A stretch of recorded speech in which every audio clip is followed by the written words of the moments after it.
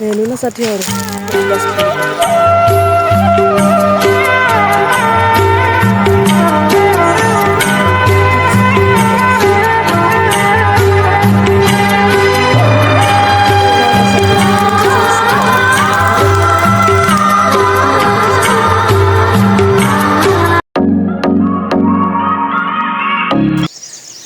Hello साथीहरू नमस्ते अनि welcome back to my YouTube channel. I hope तपाईँहरूको सन्चै हुनुहुन्छ होला।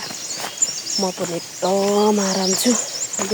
सो म चाहिँ धेरै लामो समयको अन्तरालपछि भिडियो स्टार्टिङ गरिसकेको छु अनि मेरो भिडियोको हाइलाइटमा पनि देखिसक्नुभएको छ होला के कस्तो छ भिडियोमा भनेर चाहिँ। अनि सो म चाहिँ धेरै लामो समयपछि है साथीहरू अनि मेरो भिडियोलाई चाहिँ माया गरिदिनु होला, साथ सपोर्ट गरिदिनु होला अनि भिडियो चाहिँ अन्तिमसम्म फुल वाच गरिदिनु होला। अनि यो रहेको छ साथीहरू हाम्रो चाहिँ यसलाई भन्छ बेहुली फुल है। बेहुली फुल कस्तो अप्ठ्यारोमा छ नि यो फुलको छेउमा छ कि यस्तो नाइस।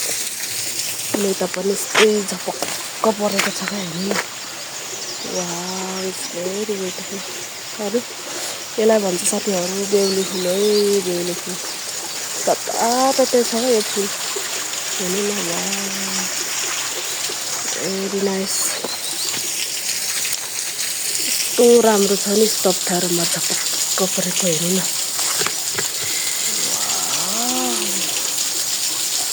उता छ खोला।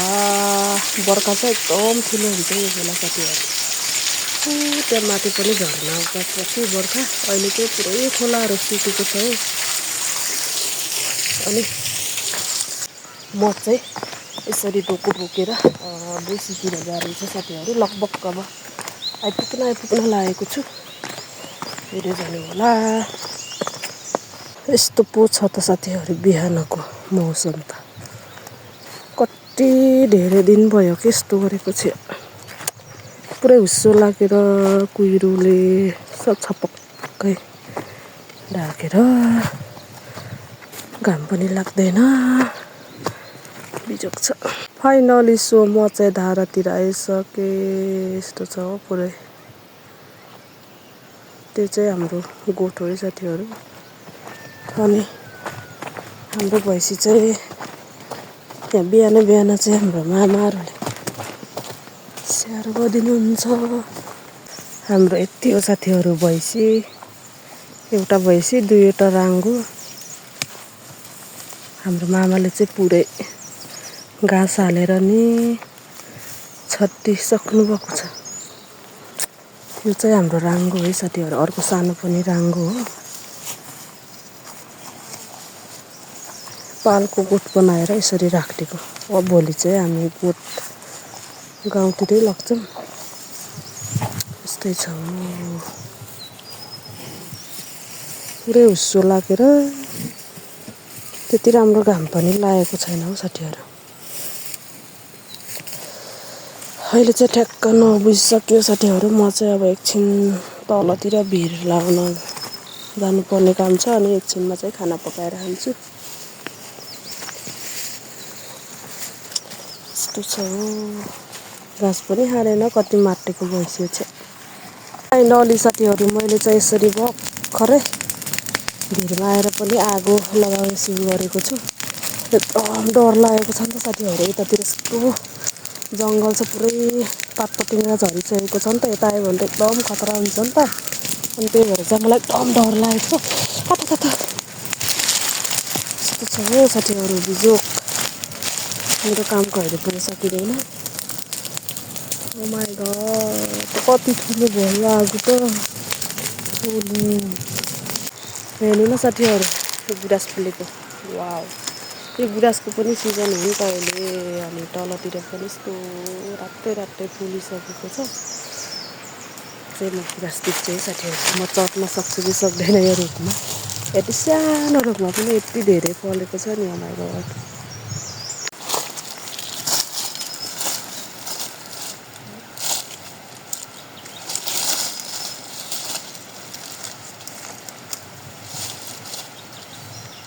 म चाहिँ गुराँस टिप्नलाई साथीहरू हेर्नु मजाले आएको छ गुराँस वृक्षमा चाहिँ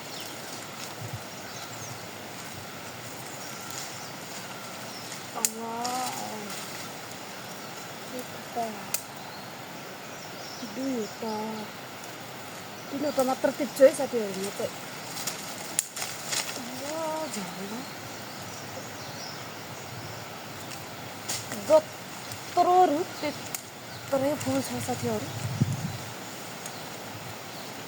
एकदम सेलाली गुराँस देख्न सक्नुहुन्छ त्यो चाहिँ गुराँस म त झरेँ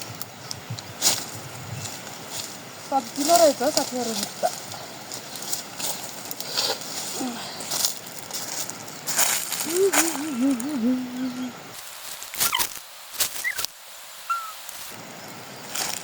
हामी चाहिँ साथीहरू सानो हुँदा बेला चाहिँ माथि वनमा के दाउरा काट्न जान्थ्यौँ अनि गुराँसका कति गुराँस टिप्न मन लाग्ने अनि घर ल्याउन मन लाग्ने अन्त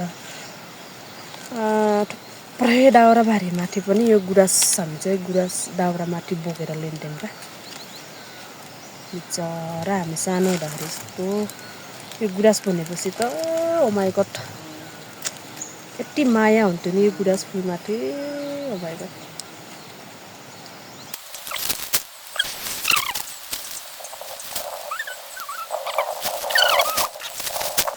यो गुराँसको फुलको साथीहरू कसैलाई मनपर्छ यसरी खान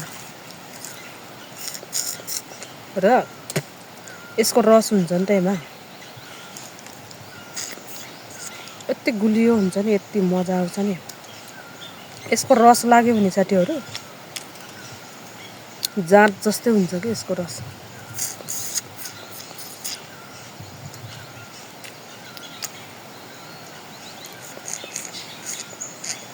अनि हामी यसरी वनमा चाहिँ यसरी खान्थ्यौँ क्या साथीहरू यस्तो बातमा यस्तो बिसिदा बेला चाहिँ यसरी खाँदै बस्दै गर्थ्यौँ अनि कतिखेर फेरि यसरी उडाल्थ्यौँ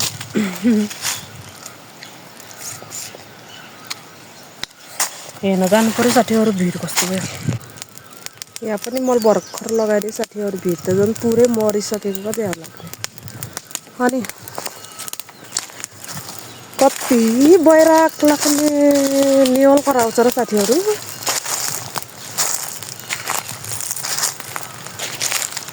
अटेक लाग्ने निहुल कराउँछ का हेर्नु न यहाँ गुराँस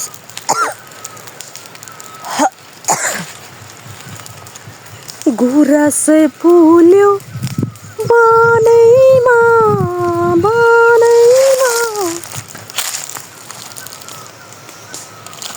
कस्तो बैराग लाग्ने निहुल कराउँछ हो साथीहरू अब चाहिँ म जानुपर्ने हुन्छ साथीहरू अब खाना पकाउनु पर्यो खानु पर्यो अनि फेरि घाँस काट्नु पर्यो गाह्रो छ हो जिन्दगी त यति मजाले लाग्यो यसमा पो आगो त सुन्नु न साथीहरू कति बैराग लाग्ने उडाट लाग्ने निहुल कराउँछ र है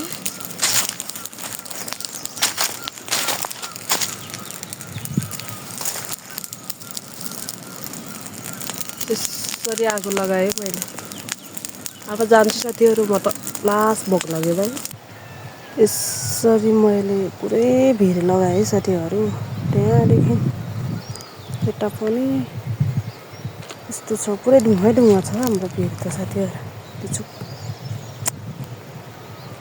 अझै आधी लगाउने बाँकी बस्यो साथीहरू अनि म चाहिँ अब मैले अस्ति नै यो रुखमाको घाँस काटेको थिएँ अनि त्यो पुरै हाँगाहरू मैले दाउरा बनाएको थिएँ अनि त्यो दाउरा चाहिँ मैले बोकेर लान्छु अनि खाना पकाएर खानु पर्यो साथीहरू लास्टै भोक लागेको छ अब त कति 10:30 भइसक्यो गाह्रो छ हो जिन्दगी सोचेको कुराहरू कहिले पनि हुँदैन मान्छेको जिन्दगीमा त्यस्तै त हो नि यार त्यो रुखमा हो कि साथीहरू मैले घाँस झारेको देख्न सक्नुहुन्छ। यति अग्लो छ नि अबाइ गड, यति डराएर झारेको साथीहरू मैले। यति डर त लागेको थिएन यो घाँस झार्नलाई।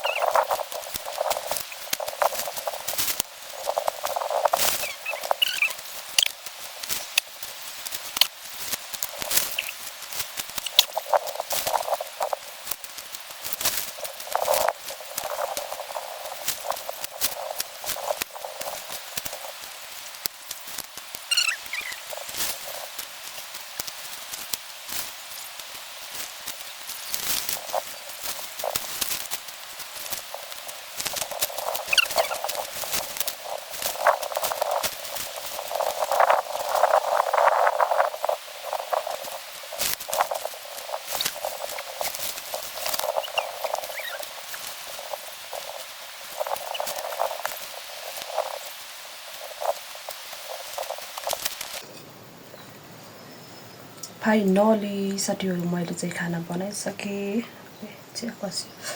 अनि कोटमा चाहिँ अब के नै हुन्छ र है साथीहरू। मैले चाहिँ गाउँबाट पसलबाट अनि यो मछेउरा अनि यो चाहिँ घरमै बाटेको अन्डा हाम्रो कुखुराले, अनि यो चाहिँ सलाद आफ्नै बारीमाको, अनि चाउ अनि मछेउरा चाहिँ मैले तरकारी बनाइसकेको छु। अनि म चाहिँ खाना लागेको छु। हेर्नु साथीहरू यस्तो छ। अब म खाएँ है त ल। अब म चाहिँ खाएँ ल साथीहरू।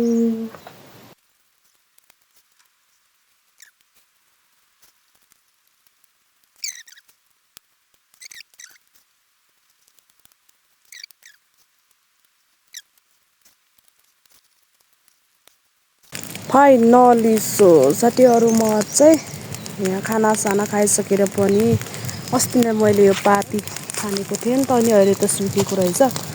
अनि यसैलाई मैले चाहिँ आगो लगाउन आएँ। अनि घाँस काट्ने भनेको घाँस पनि काट्न नपाउने भयो आज, किनकि भोलि अब माथि गाउँमा लगिन्छ नि त भैँसीहरू। अनि कति 4-5 महिना भइसक्यो यहाँ तलतिर झारेको बेसीतिर। अनि त्यही भएर चाहिँ अब भोलि जाने अब पछि आउने भन्दा पनि त्यस्तै हुन्छ। अनि त्यही भएर चाहिँ मैले चाहिँ यसरी आगो लगाइदिएको छु। देख्न सक्नुहुन्छ साथीहरू पुरै टनी आगो बलेको छ। अनि यो काट्नुको रिजन फेरि के हो भने चाहिँ घाँस अलिकति भए पनि घाँस राम्रो आउला भनेर चाहिँ मैले यसरी फान्देको छु साथीहरू। पाती पुरै सुकेको छ। यस्तो छ हो, पुरै जङ्गलपलतिर बसेको रहेछ साथीहरू। पुरै घाँस पुरै भित्रभित्र यो पातीभित्र के। अनि त्यही भएर चाहिँ अहिले फान्देपछि पछि फेरि वैशाख जेठतिर आएपछि फान्देपछि अलि राम्रो आउँछ भन्ने सुनेको थिएँ। अनि त्यही भएर यस्तो गरेको छु। अन्त पुरै यो घाँसको बुट्टाहरू मैले पहिला नै अस्ति नै काटिसकेँ। अनि म चाहिँ आगो लगाउन आएको साथीहरू।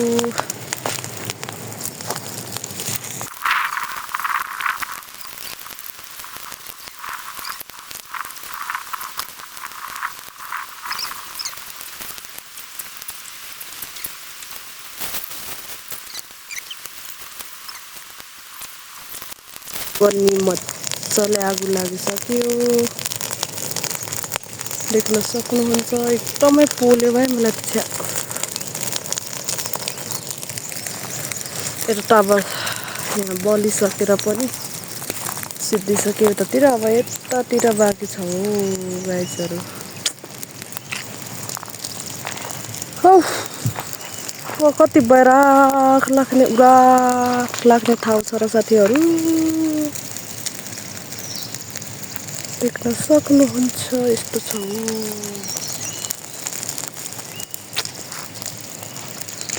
फाइनली साथीहरू। म चाहिँ अब गोठतिर जान लागेको छु। मेरो हालत देख्न सक्नुहुन्छ पुरै यस्तो भइसकेको छ।